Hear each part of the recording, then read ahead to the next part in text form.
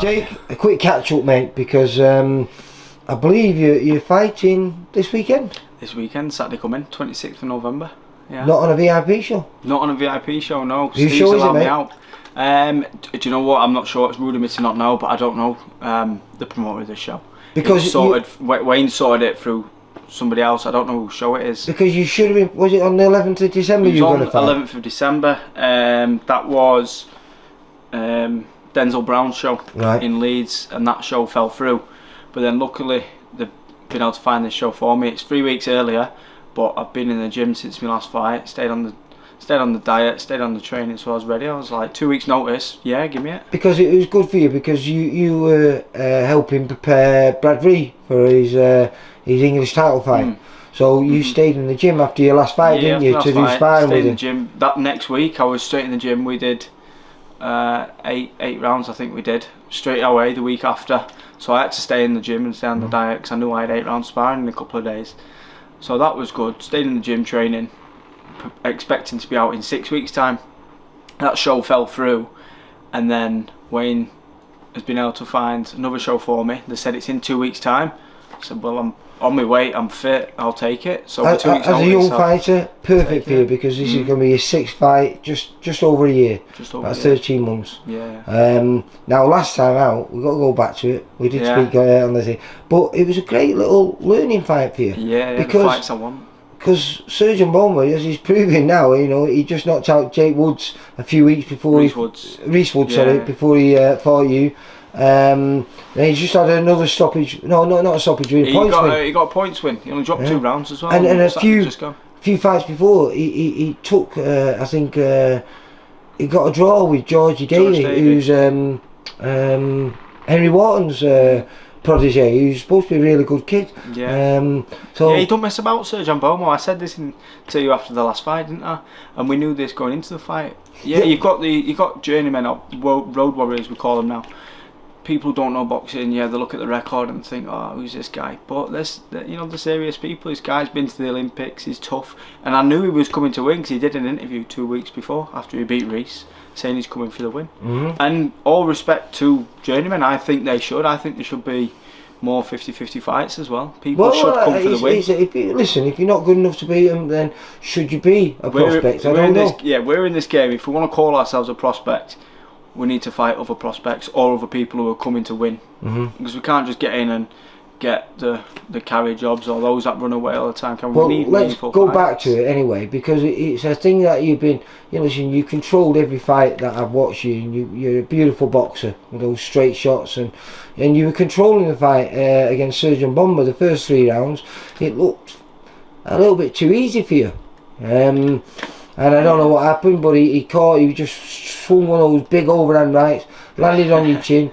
He held on a little while, but then he continuously caught you. He must have caught you 3 or 4 times in that round. They were good, clean shots. So we know your chin's good, because we know that punch that he threw. I've got the chin test. I've had that test now, haven't I? But you had it tested on a couple of other occasions, because you've done a similar thing where you've been boxing beautiful and you've pulled out with your hands down and just got clipped a couple of times. Now you've took them all really well, but you don't want to be doing that though. No, so is this something that you're working on now to make sure that you're more switched on? So when you finish your attacks, that if you pull out, you're pulling out with your hands up. It is, and it's something we've been working on right from the debut with Josh Hodgins. We've been working at every fight, and every fight, if you watch them all again, I know you're not gonna, but you can see each fight the improvements each time, little by little. And me and Wayne are working. We're not working on everything in one go. We're working on bit by bit each fight.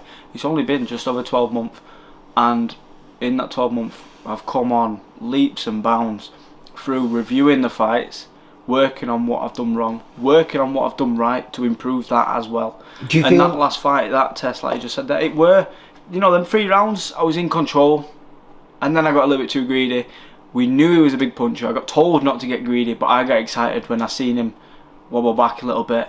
I've gone for it and I've took one of them big shots, but I took the shot and went on. I presume, finished as well. we're part of your team, and Steve's your manager, we was very happy with the way you finished it though, because Yeah. you had that. Obviously, it was a big round for him, round 4. Yeah. Even though you never went down, you know what I mean. That was the hardest round you've ever been in. Yeah. And then the 5th round, he was still on you. I think they shared that round with you. But you managed to get everything together, and you finished the fight in the same format that you started the fight. In total control. The 6th round was my best round. Mm-hmm. With the whole setback of coming, boxing 3 hours late, and I was meant to. I'd warmed up. That was the 3rd time I'd warmed up after being told, "You're not out yet. You're not out yet. Right, you're going out. Right, you're going out at midnight." I was meant to be out at 9 o'clock, and I was out at midnight. It were a bit. So with all that, I was flat 1st round, and then 6th round was my best round. Mm-hmm. So you can take a lot of confidence from that fight. Yeah, absolutely. Mm-hmm. Yeah. Learned a lot from it. And we're not sure of your opponent, because we did have an opponent, but that's been changed now. So yeah, it's always happened, isn't it? So we had an opponent for this Saturday. It was all confirmed, and then I got told they wanted more pay. So we'll agree to it. I want the bout, so we agreed to it, and then they've pulled out, We've tried to get another one, and they've come back with excuses. So we've not got that one either. It's stressful trying to get an opponent this close to a fight. I'm confident we'll get one. Listen, it happens all the time. Look at the amount of shows that people come in the day before. I know. I've took this 2 weeks notice, so it's short notice for me, but it's going to be even shorter notice for whoever I box. But it's going to be one of these guys who's used to being on the road, used to taking these at short notice, so it's not going to be any disadvantage for him. It's just going to be the norm for him. Yeah, and that's the annoying part. I wanted the original opponent we had was the perfect opponent for me. Someone whose game is coming to win. He's got wins on his record. He's pretty much 50-50. That's the fights I want. I've just had a test there. This will be another potential banana skin. Somebody coming to win, not somebody coming to survive so he can get an extra grand a week later. It's somebody who wants to. You're still very young. I know. You're not 24 yet, are you? Just gone 24. Just turned 24. Summer just gone. So realistically, I've got time. Yeah, you've got time. You don't need to rush. But I presume if it keeps going the way it's going, then the back end of next year, you've got to be looking for titles in, haven't you? Yeah, my timeline is this time next year, eyeing up for my first title. Being in line for it, or knowing when I'm going to be in line for it this time next year. Hopefully it'll be either. If it's not happening, it's penciled in. That's it. Hopefully in a year's time I'll have had my 10th fight, and I'll be eyeing up or knowing that early 2024 I'll be going for my first title. And that's where I want to be this time next year. Yeah, no, I like that. I like kids who want to really test themselves, and you've never been afraid of that. So that's one good thing.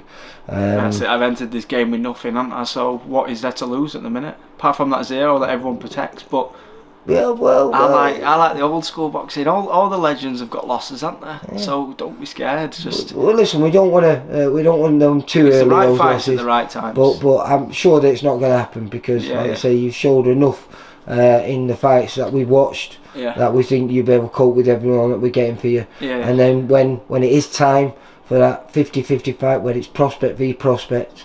You know what, that might even happen. I mean, Steve might be telling me off here, but the winner of that tournament that we've got, the VIP middleweight one. You got Johnny Boy Carly now, who's going to be fighting Reese Woods. Yeah. Now the winner of that, if you keep winning, wouldn't that be a perfect fight for you fighting the winner for maybe a Central Area? Central Area title, that would be a perfect because you'd both have very similar experience. Yeah, very similar experience because I'm similar to all the lads now. Anyway, I've had 5 now. This will put you one above them at present. I think Johnny Boy's on 5-0 now. But they're due to have one in February anyway. Yes. So we're all the lads who are in that tournament.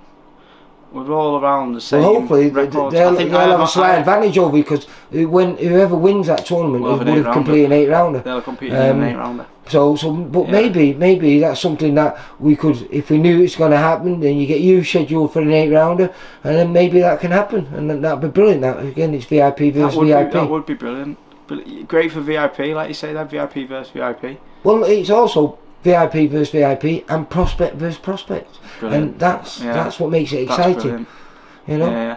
and also prepares you for what's to come after that, because once you become a champion, then you know you've got to be looking at defending it and then moving on to bigger titles. And until you're fighting prospects, often sometimes the first time you fight a prospect is in your first title fight. Well, that won't be the case. Yeah, exactly. So could give you a slight, whoever wins it could be a slight heads up. Look at you smiling. Got excited now, Lee. You're going to be on the phone now to Woody, aren't you, saying, hey, hang on. It was this, I'm just saying. Well, listen, good luck for this Saturday. And hopefully when next time I bump into you, you'll be 6-0. 6-0, yeah. Jake, you take care, mate. Bye. For all boxing info, news and latest interviews, amateur and pro, across the north, click and subscribe. VIP Boxing Promotions. Also, Twitter, Instagram and Facebook.